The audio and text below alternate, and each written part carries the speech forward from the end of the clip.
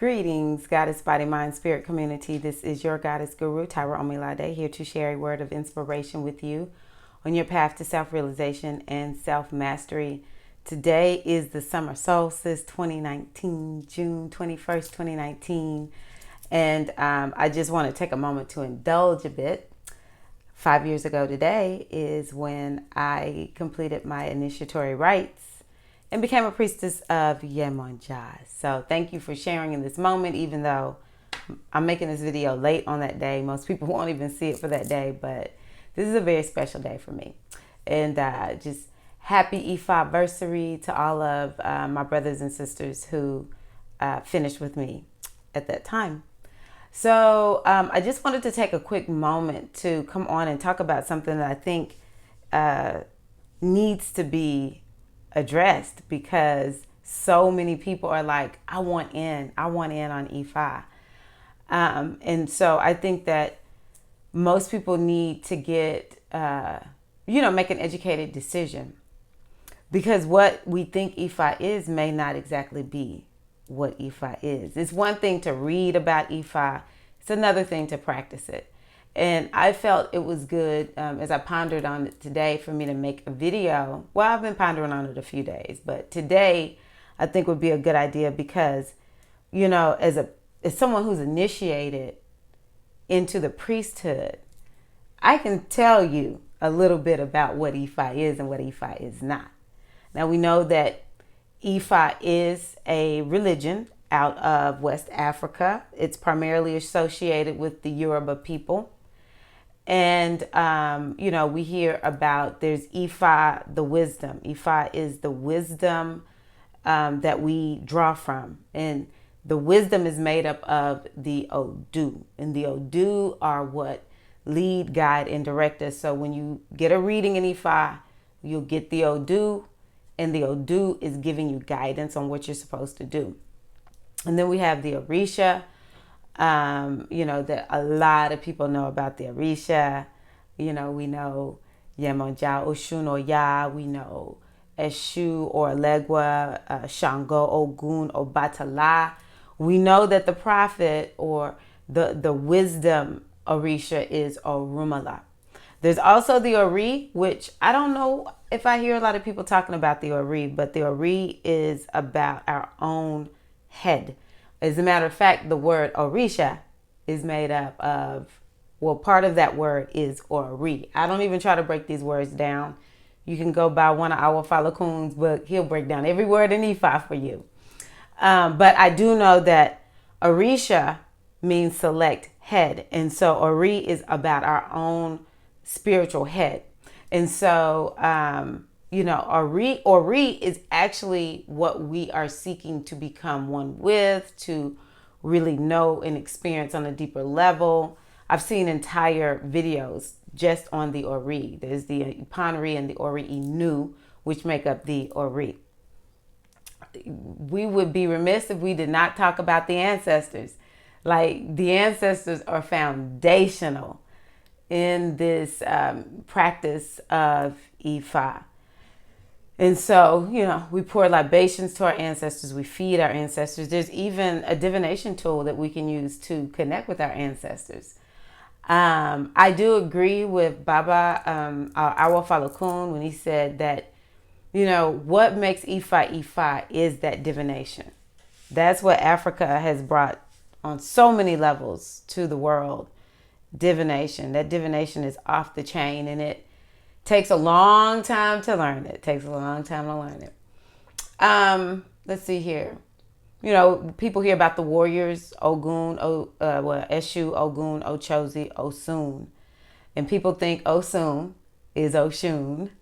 But they're two different Orishas. Spelled the same, but one of the letters in the word Oshun has like something on it to make that S sound differently. So there's the warriors, and people talk about getting their, what am I trying to say here? Anywho, so I'm just going to keep moving. There's so much. And a lot of times people want to know who rules their head. and they want to work with the Orisha. And most all of us that are in Ifa will say, you've got to start with your ancestors. The ancestors are who you start with. Now, guess what? You don't need to get your elekes, nothing, to work with your ancestors, okay? There's so many aspects and facets of Ifa that you can do if you haven't exactly like made it official that you are a part of this religion. And one of those things is work with your ancestors, pour libations to your ancestors, light candles, have an ancestral altar. Working with the ancestors, I cannot overstate the importance of working with your ancestors. So for those of us who are in Ifa, I don't know everybody around the world and what they do, but I will say we work with our ancestors quite a bit, okay? And that, blessing your head and working with your Ori daily. I can't even imagine not doing that. Like, that is fundamental to what we should do. And I actually learned about ancestral veneration and blessing the head through a book Iyanla Vanzant wrote that had nothing to do with Ifa, but she was incorporating Ifa rituals and different things like that. I've done those forever. They've taken me very far, and to this day, I work with my ancestors and I bless my head. As far as working with the Orisha, when people want to know who rules their head, oftentimes I wonder to myself, why? Why do you want to know your head? What's it going to do? So when I first began to learn about Ifa, I got divination. Someone was like, the priest and the priestess, they were like, do you want to know who rules your head? I was like, everybody else knows. Sure, why not? So I found out they said Oshun and Obatala. I was like, oh, okay, makes sense. At that time, totally on point, made sense. But you all know what I initiated into, Yemonja, So all those years, I was thinking, I knew I was going to initiate. I had no doubt, no question in my mind. I didn't know how it was going to happen. I didn't even know who I was going to work with, because for many, many years, I did not have godparents. But I knew that I was going to initiate, and I thought it would be into Oshun. I had no question in my mind. I was initiating into Oshun. I really felt the energy of Oshun, still do, still vibe Oshun. I initiate into Yemonja. All those years, what good did it do for me to know that Oshun was ruling my head? If I knew then what I know now, then I would have just said, you know what? I'm going to maximize the wisdom of Oshun and Obatala in my life at this particular stage. To me, that's what Ifa is. You know who rules your head. What are you going to do with it? What are you going to do with it? Because at the end of the day, not all houses do this, but if you are a part of a group, so if anyone were to work with me, you're going to get your elekes. I love the eleke portion of, making that commitment. To me, that's your way of saying, you know what? I am a devotee of Ifa. I am Abarisha is what it's called, which means I'm going to study Ifa, and I'm going to apply the wisdom of the Odu, the wisdom of the Orisha, the wisdom of my Ori and my ancestors in order to get myself on the straight and narrow to Iwapele and towards my destiny. And so had I known then what I've known now, I would have learned everything I could about what does Oshun signify, what does Obatala signify, and I would have been applying that to my life, because the other thing is, once you make that commitment, if you are part of a house that will give you the elekes first, and that's not really an initiation, in a way it is. I see it's a ceremony, okay? That's something that one priest was just like, you ain't initiated if you got your elekes. You just got your elekes. But I think the elekes are special. I do. Because you're making a commitment to be a part of Ifa. But when you get those elekes, typically you get the 5. You're going to get your Yemonja, your Oshun, Elegua, Obatala, Shango, and is that 5? Eshu, Yemonja, Oshun, Obatala, and Shango. Yes.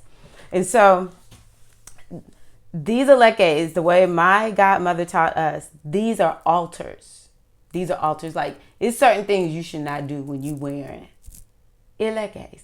But these are altars, and altars are portals that will, you know, that you can use as to energetically, you know, connect with the Orisha, with your ancestors. That's why we set up an altar, so that we can energetically connect with our ancestors. So to get these 5 Orisha, and the thing is this, how do you get them? Like, when I got my elekes, we had to have some discussions. We had to read a book. My godfather, Babaji, he had written a book. The book is still out there, Traditions and Transformations, by Nasheed Kolioso Fakhreddin. I'm sorry, y'all. I have so many lights on. You have to turn on a lot of lights to make videos, and I just get hot. Whew. Anyway, we had to read that book. We had to have some discussions with our godparents, and then we had to write a paper about what does each Orisha mean. So we weren't just taken through an Eleke ceremony. We had to know something about them. And the reason that's important is because you really and truly want to work with these Orisha. And if all you do is work with these 5 Orisha, that's going to take you very, very far. I plan on making other videos that kind of talk about how practical these Orisha are and can be. Like, seriously practical wisdom that we can use from the Orisha in order to, you know, be on the straight and narrow towards Iwapele and our destiny. Let me see. How horrible do I look? Woo! It is what it is. When you do live, it is what it is. So for me, I'm a priestess. Hand of E5. That's what I was trying to think of earlier. I have my hand of E5. I got my pot. You know, I've done what a lot of people want to do. And let me explain something to you. It don't work like what people think.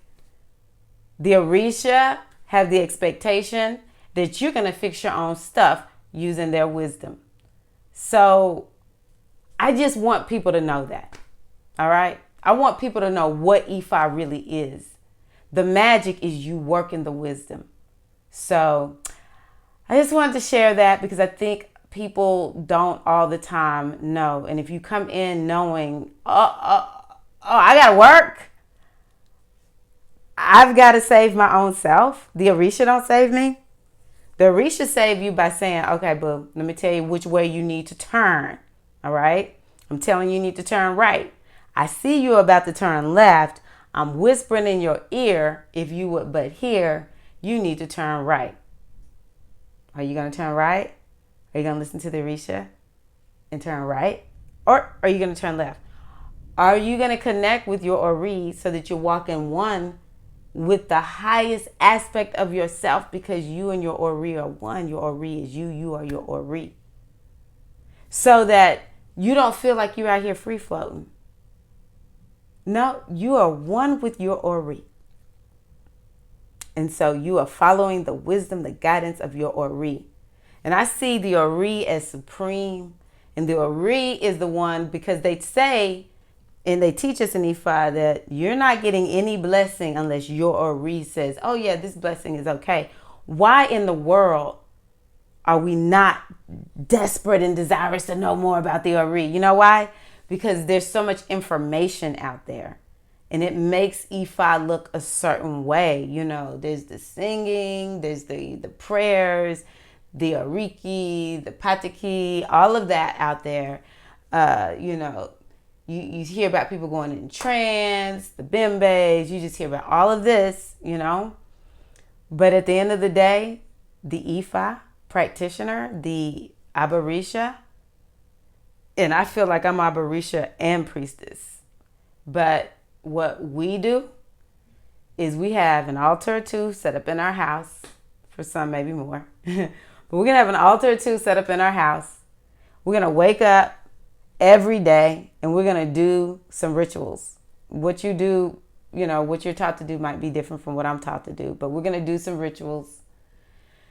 And then we're going to, listen to the Odu, find some kind of way to tap into the wisdom of Ifa. We're going to go about our day and apply everything that we're learning. And more than anything, we understand that it's about listening in Ifa. To me, that's Ifa. There's so much more to it.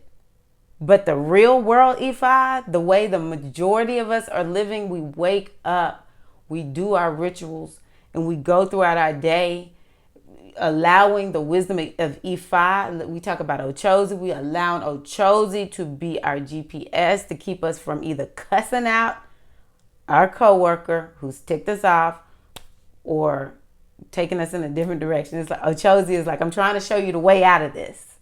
This is Ifa. we go cook.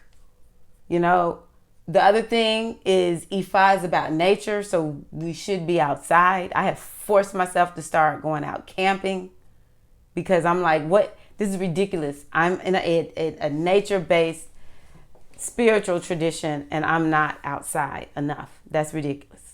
So we go outside, we commune with nature, I don't know what people think we do, but it's all about Iwapele. Good character. If I hadn't told you, if you don't know what good character, Iwapele means, it means good character and living in alignment with your destiny. Now, part of what Ifa might do for you is to undo whatever is keeping you from walking in good character and in alignment with your destiny. Ifa will have to do that too. Okay. I would be remiss if I didn't mention Oya. You don't get Oya with these, but Oya, she'll show up uninvited because she's going to get you if she knows she needs to help you out because you're not helping your own self out. So I just had to mention Oya because I adore Oya. The last thing that I'll say, people want to know who rules their head. And at the end of the day, Yemonja rules my head. Let's talk about this. This is my guardian Orisha, Yemonja. And I feel that I initiated into Yemonja. I do carry Yemonja energy. But you know what? More than anything, I need to learn what the wisdom of Yemonja is and live it. I struggle with self-care. She's all about nurturance and taking care of yourself.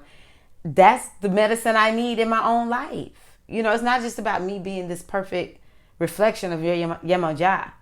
Yemonja is like, oh, I claimed you because you ain't taking care of yourself. And I need you to take care of yourself and teach other people how to do that. Okay? But then some days Yemonja is like, you know what? You need to work with Ochozi. You need to work with Ochozi. Other days she's like, you know what? You need to go to your Baba Shango. Shango is the father Orisha for me. You need to go to Shango. You need to work with Shango. I'm not working with you today. Please go work with Oshun. You need to do something about your appearance. You need to work on your abundance consciousness. We work with all the Orisha. All of the Orisha are us, and we are all of the Orisha. Okay? So there may be one predominant Orisha that we work with, but you can never, ever pigeonhole yourself into working with just that one Orisha. So this is Tyrone Milade. I hope that this is helpful to you all. Tell me if you have questions about any other topics that you want me to talk about. I just sort of think about what I feel is important to share. And I have some other things coming out soon.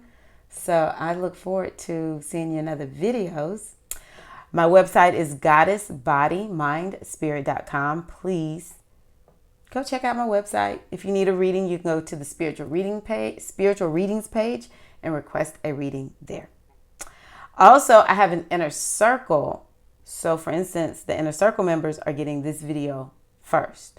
So if you want to be the first to see the video, You can go there. There's a level for that. But also, one of the things that I love to share is divination. Either I have a monthly divination that I put out to give you a roadmap to follow, and it includes Afro wisdom, wisdom from the goddess tradition, as well as astrology. And then I do weekly readings. And both are just so nice because you just don't feel lost. So I have different levels for that. And a lot of times people want to learn what I know. And so I create courses. And they're only in Patreon.